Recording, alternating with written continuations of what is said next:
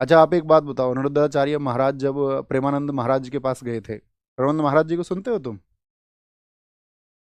कभी भी आपको लगा उनकी बातों में कि उन्होंने कोई चमत्कार जैसी बात की बात की हो? वो सत्य पर बात करते हैं ना, वो विज्ञान को भी मानते हैं, वो टेक्नोलॉजी को भी मानते हैं, वो कहते हैं कि आस्था रखिए। तो वो लोगों को गाइड करते हैं। तो अनिरुद्धाचार्य महाराज जब उनके पास में गए तो उन्होंने स्पेशली गाइड किया था उनको कि जिस बात को तुम नहीं जानते उसका उत्तर नहीं देना। अब कुछ लोग मेरे पास क्लिप भेज रहे हैं, कह रहे भैया आपने बात नहीं सुनी। अरे भैया मैंने पूरी बात सुनी है, तुमने पूरी बात नहीं सुनी। पहली बार में उन्होंने जवाब दिया था। पहली बार में जवाब क्या दिया था? पहली बार में जवाब दिया था उन्होंने वासुदेव।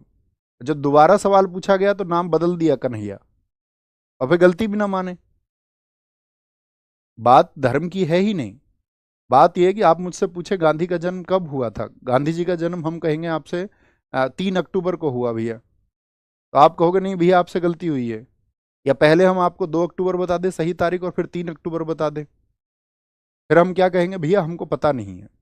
तो प्रेमानंद जी महाराज ने उनको यही समझाया कि जब कोई सवाल रहे ना पता हो तो मना कर दो। अब तुम मिसगाइड कर रहे हो लोगों को। 1 अगस्त पूरा समुंदर पी गए थे अंग्रेज, इसीलिए भाग गए इस देश से क्योंकि 15 अगस्त आ गए। अंग्रेजों ने कहा भागो, 15 अगस्त हैं।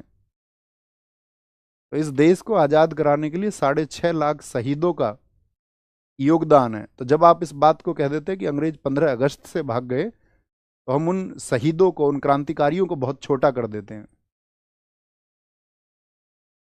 आप मुझे बता रहे हैं कि भैया ये तो संतों के पक्ष की बात नहीं है। संत समझते हो तुम किसको कहते हैं? संत उसको बोलते हैं इसका सत्य के साथ अंत हो जाए।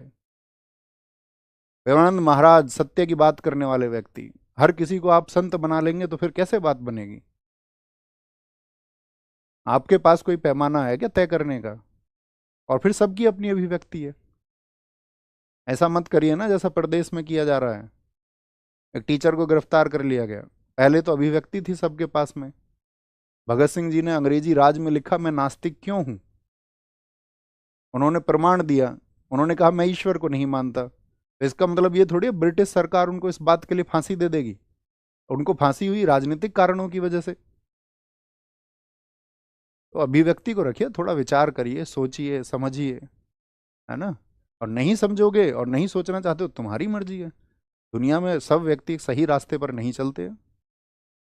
दुनिया में सारे लोग अच्छे नहीं हो सकते, इसकी कल्पना भी नहीं की जा सकती। और हम चाहे बेशक कितनी भी अच्छी बातें कर लें, वो कल्पना से परे की चीजें हैं, एकदम परे की।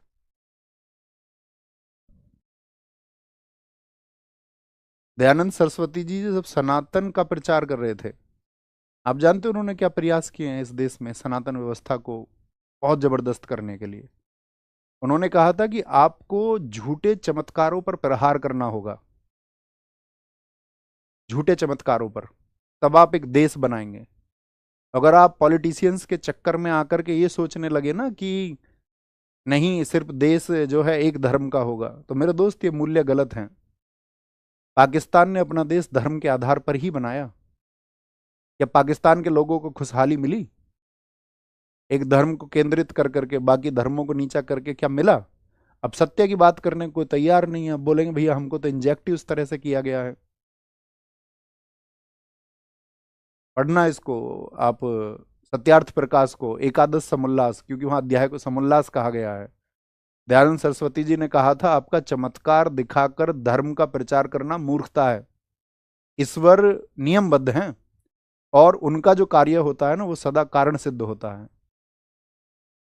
अब पढ़े जिंदगी तो बीत गई इंस्टाग्राम चलाते हुए, तो पता कहाँ से चलेगा? अच्छे लोगों को फॉलो करिए, अच्छे लोगों को सुनिए, और जब कोई व्यक्ति सही बात नहीं करता तो थोड़ा विरोध करना सीखिए। यही शिक्षा है।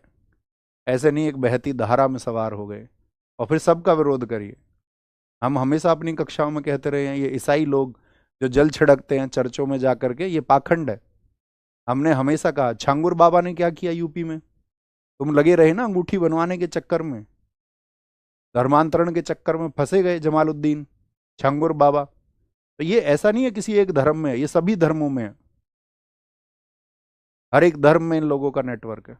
कोई कोई तो मेरे पास मैसेज करता, कह रहा भैया तुम ध्यान से सुनो, अरे मैं ध्यान से सुन चुका मेरे भाई। आपको बहुत ध्यान देने की जरूरत है, आप अभी युवा अवस्था में हो।